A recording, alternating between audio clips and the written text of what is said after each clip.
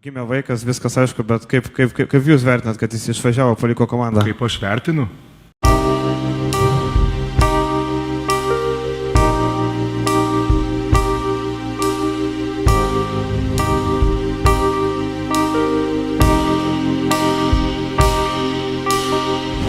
Suveikė.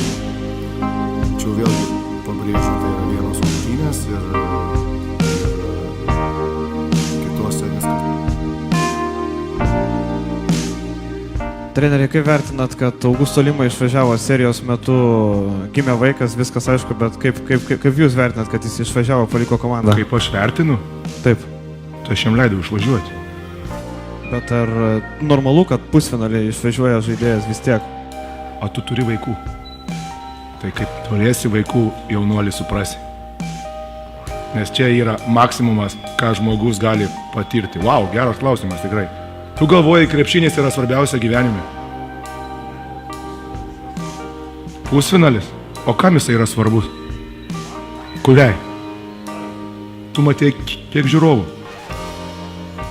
Svarbu? Ar žmogui?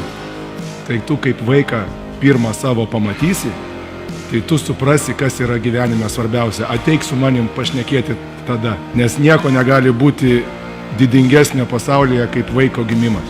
Patikėk manim. Nei titulai, nei niekas.